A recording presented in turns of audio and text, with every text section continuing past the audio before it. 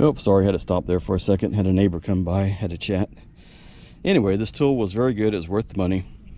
Got one end which just wraps around the bolts on the pulley, and it has another hole so you can put a breaker bar in, 1/2 inch.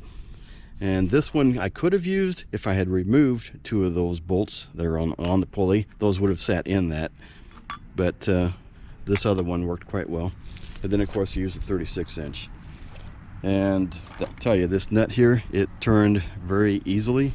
Like I said, other people may have issues if it's you know, rusty, etc. So anyway, it comes off. You pull it off with the shroud. Just loosen the shroud up, remove all the attaching hardware prior to, and then when you get the nut almost out, make sure you grab hold of the fan and the clutch together so it doesn't fall and possibly damage the radiator. Then when it comes off the last thread, just pull the shroud and the fan clutch out in mass, I should say, or all together. There is one thing, the shroud probably will catch on the transmission coolant lines, and you got to just kind of wiggle it back and forth. You got a little bit of room over here, and you kind of just cock it a little bit and it will slide out.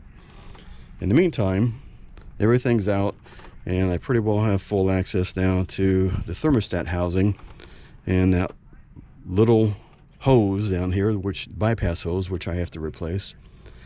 And I'll look at these others, but they appear to be good shape, so I'll probably leave those.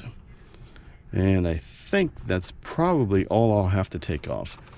But since I did remove the throttle body, I definitely will be replacing these gaskets. They're very, very compressed and well overdue replacement. So if you have a Ford Explorer that might be surging or accelerating at idle for no reason, airflow coming in past these gaskets, past the mass airflow sensor, may be an issue. Other than that, just removed all the various lines and sensors off of the air intake. Very easy. And the shroud on top, of course, very easy to move off. And that's what I've got so far. I'll give you an update when I get the thermostat housing done.